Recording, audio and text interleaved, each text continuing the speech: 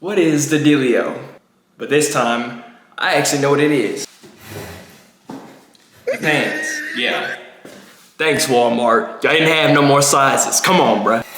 Anyway, this is the time of Christmas cheer, which means that people usually get together and do things together. Like, I don't know, watch movies, right? That's what they do. Anyway, I was going to Peacock because I have a subscription there and they have a whole lot of Christmas movies. Don't really make any sense. A lot of strange ones, but this one in particular I wanted to make a review about. Shoelaces for Christmas.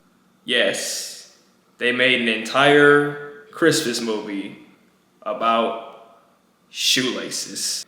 It's insane how out of ideas these people are when it comes to having to make Christmas movies these days. They're just, at this point, they're gonna be making Christmas movies about clothes. I don't know. The plaid that I have on, they'll make one about this. I don't know. This movie has a great message, I will give it that, but some very dark undertones that go very unnoticed in the movie. At this point, they have like a formula for this stuff, so nothing goes as a surprise. Everything is just exactly the same. So we're gonna be reviewing it today. Hopefully it doesn't waste our time. Oh, it will. It's an hour and 30 minutes long. Oh, jeez.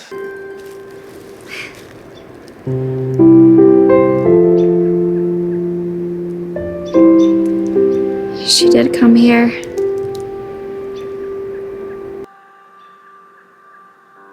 Okay. The first scene in the movie is literally one of those scenes where like the cool group insults like the nerdy group. Because they have glasses, so that means they're nerds automatically.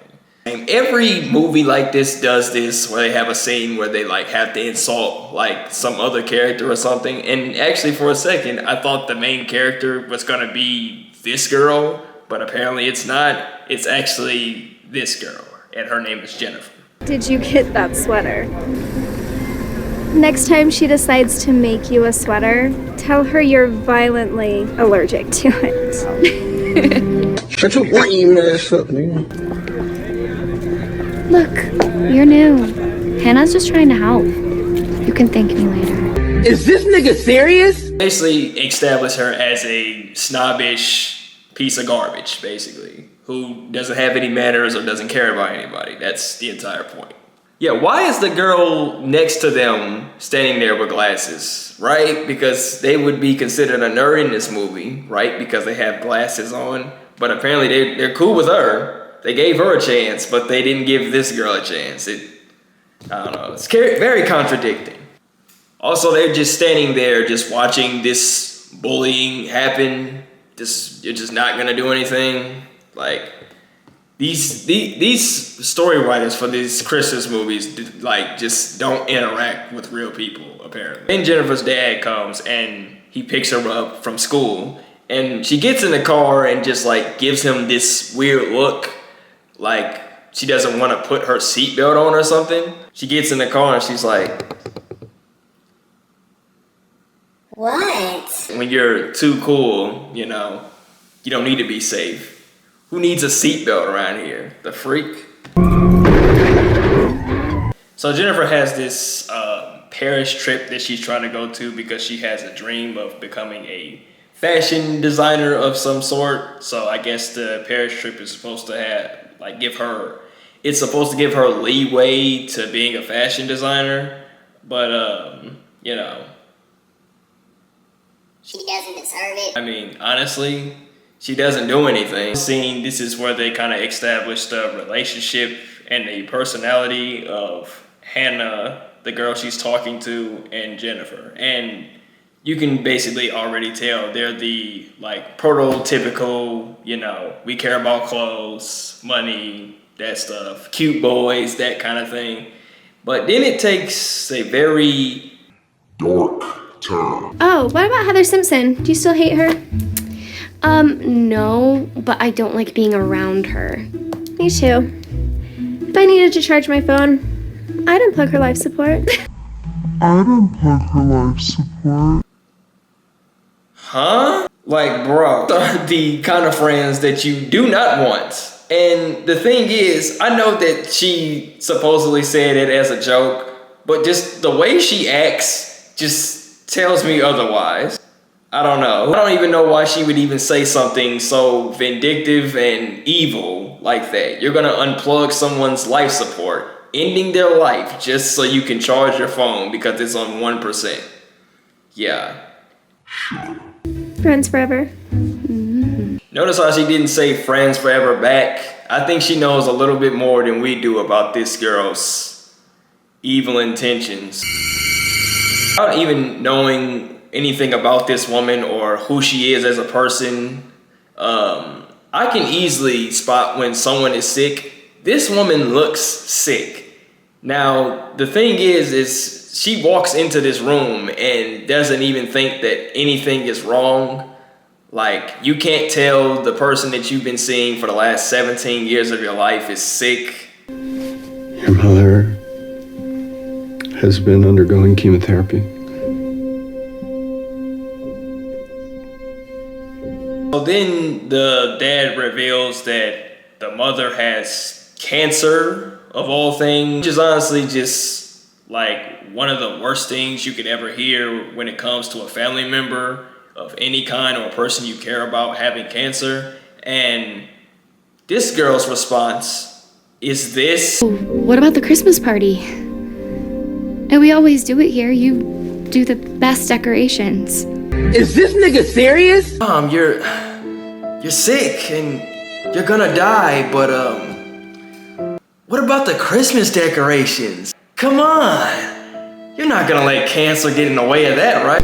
This is a sick Negro. How unempathetic do you have to be to kind of know that something is wrong here and that you should be worried about your mother, you know, the person that birthed you? So for good reason, her mother can't put up decorations on the tree, so she's gonna have to do it herself. But like I said, why is that the main concern here? It's insane. I know that this is supposed to be like a learning lesson for her later on in the movie, that she should care about others instead of, you know, herself. But like, this is her mother, you know? So then they go to the hospital where the mother is having surgery and she needs to rest. The dad ends up taking a call to work, so that leaves Jennifer and her little brother stay there while their mother sleeps. Her mother already getting a operation done. She needs one more operation to be done in order for, I guess, for it to go away, for the cancer to go away. So this makes Jennifer very mad. So there's more. I guess so. It's not over. We've been here all day. Do these people know what they're doing? Then she storms off, angry, upset that her mother still has to go to another surgery to get everything done. And also because she's been there all day. She didn't want to be there all day.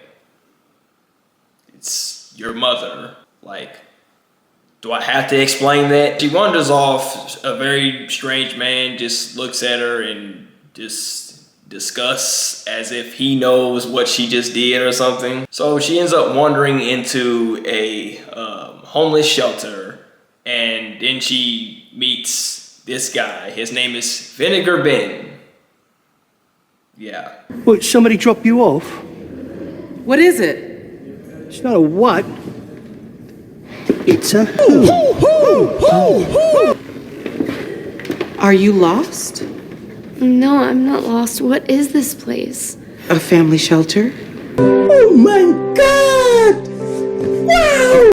Yes, what is this place? It literally had the sign outside telling you what the place is. You just didn't notice that? All right. Then she talks to this lady. Her name is Ruthie. And basically, like, Ruthie is just this woman who just knows everything, pretty much. She already knows the pain she's been through. My mom was there, and I couldn't say because... Too much pain. Gives all the vibe of, I kind of know what this person is based off of what they just told me, off of the vibe. You know, she's a viber. So because Jennifer doesn't have a ride home or anything, she has to stay at the shelter and do labor for the guests, which is a nice thing to do. But at the same time, Ruthie. Daddy, Give me that! Who is this? Mr. Miller. This is Ruthie Grant at the Safe Haven Family Shelter. Yes. Why you just take her phone like that? Daddy, Who is this? And then you say, who is this? Like she didn't just call her dad just now. I guess. Oh no. Nah, This is a sick Negro. We're not thinking like that.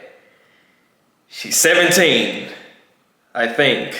I don't know how old the actor actually is. This, helping out. Washed a lot of dishes, have you? that's because I have a dishwasher. Yeah. So do we now. It's you.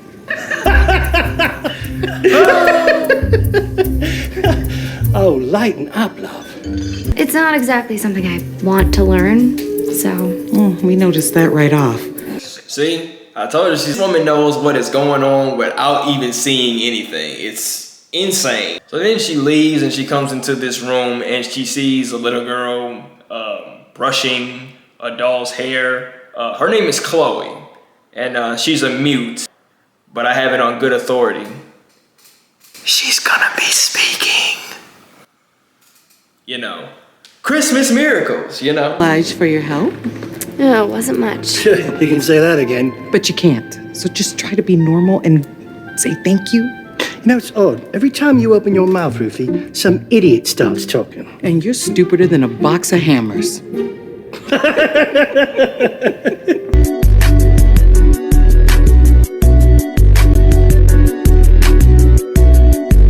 So then while she's sleeping, her dad comes in, wakes her up, and tells her that there's going to be some changes. There are gonna be some changes. You're gonna start helping around here. What do you mean? I do stuff. You do things for yourself. You don't do anything for anybody else. You never have. Says that she's never done anything for anyone else ever, meaning that she's never done anything as a youth. Is that not, like, I don't know, his fault? Like, as a parent, you're supposed to teach your children good manners so that when they grow up, they can use those nice manners to form relationships with other people. But apparently, like, the only people she attracts are snobbish pieces of garbage that will take your life support just because their phone is on 2%. But I don't know, like, I feel like that's not her fault that she grew up so snobbish. They're giving her this life where she feels like she can do whatever she wants without consequence. So how about taking some blame for that, guy? This is her first day having to work at the shelter, as well as the fact that her mom finally came home after the surgery and everything. So she still agrees to do the decorations and stuff like that. So Jennifer's dad never told her that she was doing any of this stuff. So everything in her eyes is coming to her as a surprise. I have to work at the shelter today. You volunteered at the shelter? Oh, honey, I'm so proud of you. These Christmas movies have a thing for characters being very naive about things. As soon as she said that she was helping at the shelter, she looked right at her dad. That would kind of give you the idea that he told her to go and do that, and that, like, she didn't want to do it in the first place. But, I mean, that's just how, y'all know how these movies work. They don't never notice anything. Did you know that your daughter volunteered at the shelter? Is that so? Stop the cap. Can I get a ride downtown after school? No. I have a deposition this afternoon. Take the bus. The bus? What bus? So apparently this is a universe where apparently people don't know what bus stops are. Apparently this girl, Jesus Christ, bruh. What is that? What is that, bro? What is that? Oh my God, bro. Freaking. Try. Okay.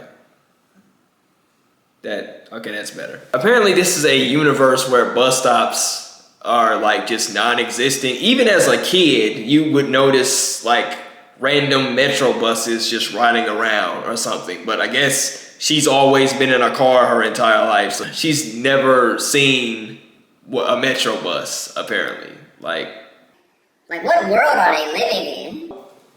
Also, why is the school name just County High School? I just noticed that. I think they might have tried to like delete the name of the original school. It's just County High School. We don't know what county. It's just county. Everyone knows that it's at your place. I gotta go. I'm gonna miss the bus. The school buses aren't running anymore. Not that kind of bus. What other kinds are there? Like, are they living in a universe where like metro buses and transport buses like just don't exist? Like, how does she not know what that is? I guess in this universe, either you walk or you drive. There's no in between or no alternative. I don't even think bicycles probably don't exist in this universe. Who knows? She has to go and serve all the guests, basically food that they prepared. And you notice that Chloe's mom is there and she just gives off the vibe of, yeah, I might be on drugs. Leather jacket, stringy hair. Yeah, definitely on drugs. Well, they're off the street. Mom's in rehab, part of our intervention program. Yep, on drugs. Oh my God, bro. Oh, hell no, man. What the I was wondering if you were gonna show up. It looks great. Good turnout? Pretty good. But anywho. Why are you still wearing your school clothes?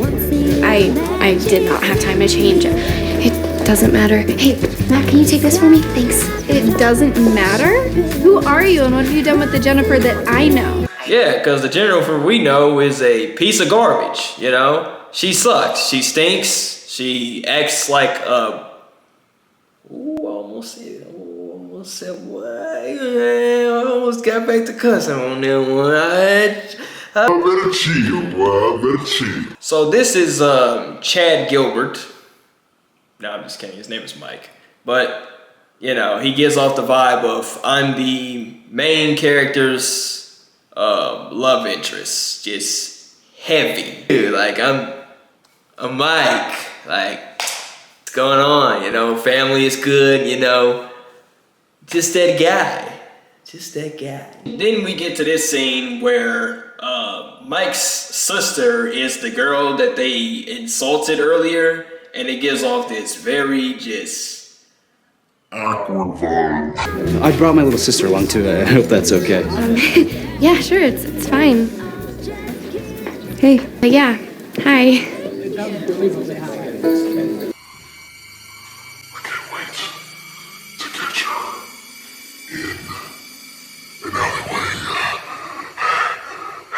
How disgustingly bad of a person do you have to be to first insult someone and then proceed to dance with their brother like nothing ever happened? It's mad disrespectful.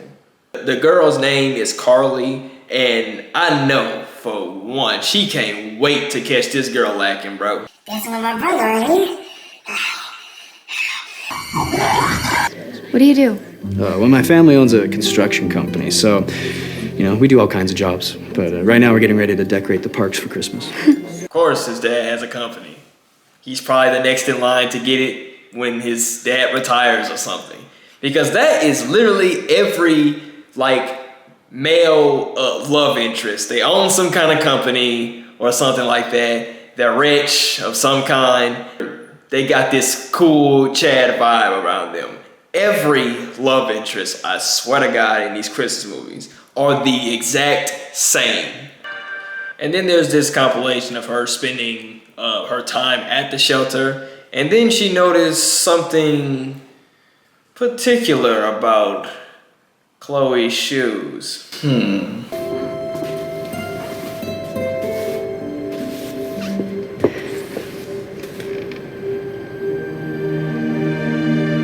Right, that's where they got the title from. Shoelaces for Christmas, because somebody in the movie doesn't have shoelaces. So that means somebody's gonna be getting shoelaces for Christmas, and it's likely gonna be her. Right?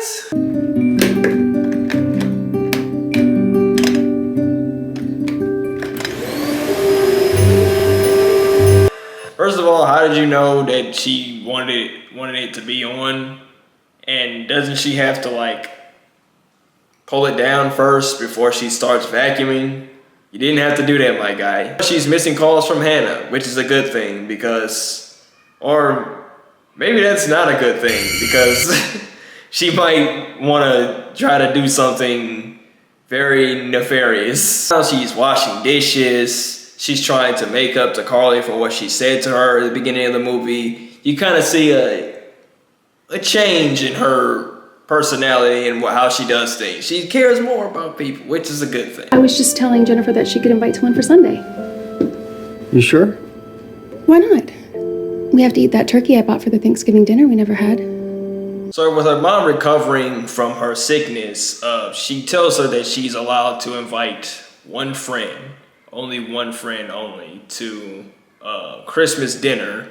And of course, her first choice would be Mike.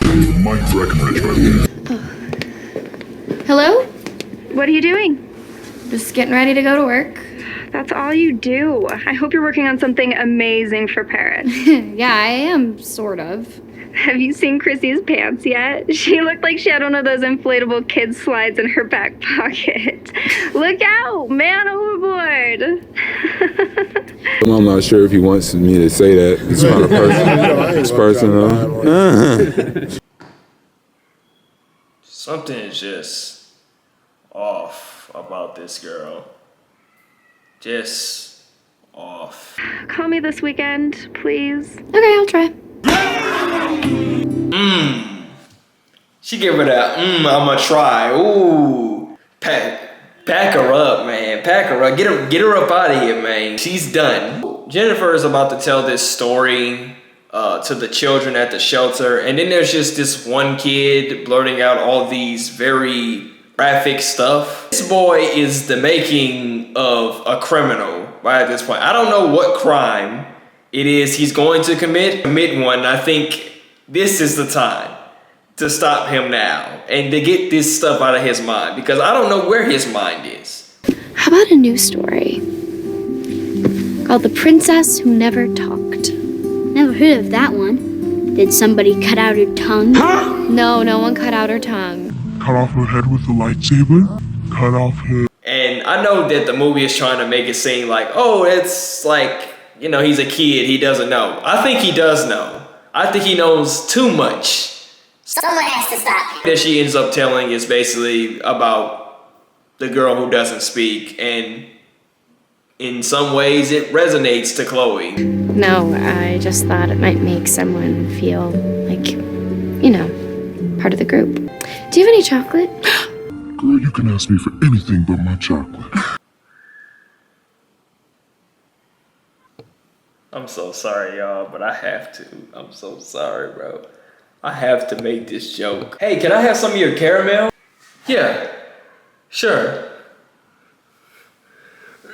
God, not that kind of caramel. The frick are you doing? Besides, I don't have enough for everybody. I don't need much, just a little bit. Doesn't have enough for everybody? Oh no. Well, I brought us some chocolate. If you want to share. Oh, okay. Not even a thank you or something like, dang. Just because you mute don't mean you get to be rude to people. Are you excited for Christmas? What do you want? Now this question that she just asked her is gonna come into play later on in the story. but you'll have to see and watch. But just remember the question she asked. She asked her, what does she want for Christmas? Just saying, it's gonna come up, trust me. Just keep that in your mind right now. It's gonna be useful later, trust me. So while they're at home, Jennifer agrees to do the Christmas decorations instead of her mother. And then Mike shows up, and basically she uses the decorations, or some of them at least, to try and help with the construction of the other decorations, which is in his field of work. We're decorating a park that's pretty close to you, actually, and I thought that maybe you would like to join me. Really? So while they're outside decorating, Mike basically has a revelation and asks Jennifer if she was the one that was bullying his sister, which she does answer truthfully. Of course, Mike does not take it very lightly at all. And I told her she must be wrong. She wasn't. It was you? I was one of the group. Oh my God, bro. Oh, hell no, man. What the fuck, man? This is the sequence of the Christmas movie where there's just like a breakup of some kind. So both of the characters are likely gonna squash whatever they have and then be together, like every single Christmas movie. So this argument honestly doesn't change anything. They're gonna end up together. We know that. Look at Instagram. I know a lot of kids. I can see that. How long have you been there? Are they just gonna leave that like unanswered? What was she doing behind there? Just been standing behind the shelves the entire time, and then she asks her what she's been doing back there, and they don't explain it. I used to love playing with these when I was a kid.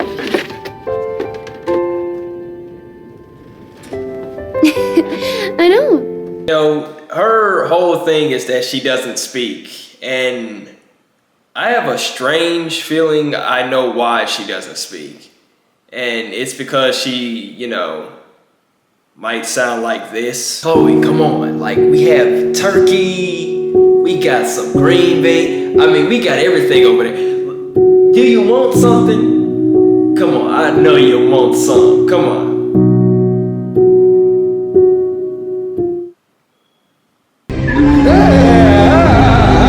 Oh, by the way, the Stevens family found a place, so they're gonna be moving. I didn't know that. Yeah. Just as you get to know the kids, they're gone. Eventually, they all move on. Then they spend a little time together, and then Jennifer finds out that Chloe's actually going to be moving somewhere else, so she's not going to be at the shelter pretty soon, and she's going to be moving to a different location with the family that she's with. So, tough luck. Who's that? Vinegar Ben. Vinegar who? Vinegar Ben Comstock. He helps at the shelter. We met my first night. He looks kind of... What do you mean by that? Like, you don't even know the context of why he would be different than most people, honestly. So how could you say that? She doesn't know anything about this guy. Like, what if somebody just said, you look weird, or you look different because, you know, you have cancer? Like, dude. Then we get to the part where they basically invite Chloe over for the dinner. Now, this is the part that I told you to keep in your minds. Now just listen. Just listen. What do you want for Christmas, sweetheart?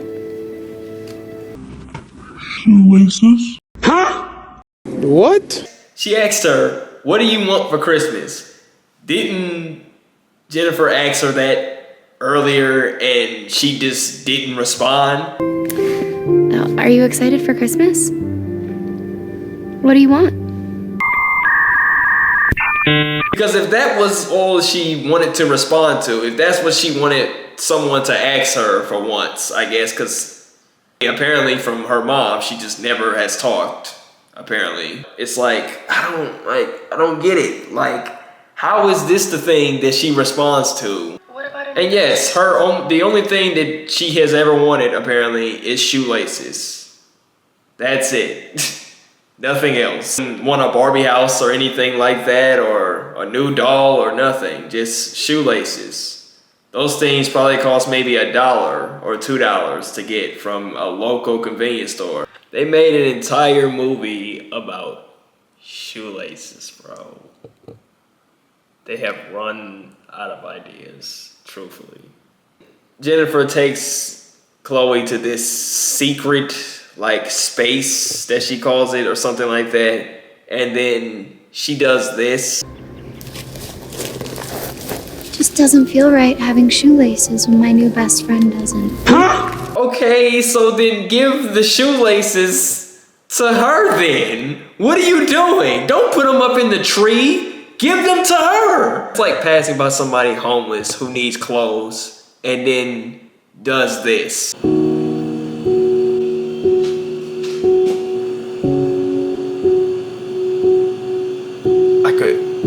I could really use some clothes right now. I understand your situation, and the thing is this is Christmas season. It's a time of giving. So out of solidarity, I'm gonna stop wearing clothes too, man. Thanks. So let me start off with my pants here. Hey, you some type of freak or something? It's even crazier that this girl was willing to speak to a family that she knows nothing about than her own mother. Bro, that is actually messed up. How did you get her? I didn't. It was my mom. She just asked her what she wanted for Christmas. Yes, and so did you, and she still didn't respond to you. There was no telling when she was gonna just start speaking all of a sudden. The reason the girl doesn't have any shoelaces is because her mother needed her feet to be like warm or something, so she used her daughter's shoelaces to keep her feet warm. I think that's the story. I'm not even sure. It's too much crying in this scene. There's a lot of crying in this scene, so it's very hard to decipher what she's trying to tell us, but something about her feet just not being warm, so she used her daughter's shoelaces. Then Jennifer invites Carly over for an apology for what she had said earlier, and she actually hears her out for once. But then all of a sudden Hannah just shows up out of nowhere, you know, Hannah the pool plugger, and she comes in and just starts acting the way she does. What is the loser doing here? No, I found out that you ditched me for a bunch of homeless geezers, and now her? Jennifer stands up to her and tells her to beat it. Things that are more important than you. Call me when you figure that out. I don't know why I ever wanted to be friends with her. Yeah, none of us do. Mike shows up, you know, with his leather jacket, cool look, you know. Mike, because of what Carly told her. So, you know, automatically, you know, he's in there. So then they go in for a kiss, and then Jennifer's little brother breaks it up. I mean, if I was him, I wouldn't let nobody get in the way of the smooch. I mean, you just gonna let him cuck you like that? Me personally, I wouldn't let nobody do that to me, but you know, I'm a different kind of breed.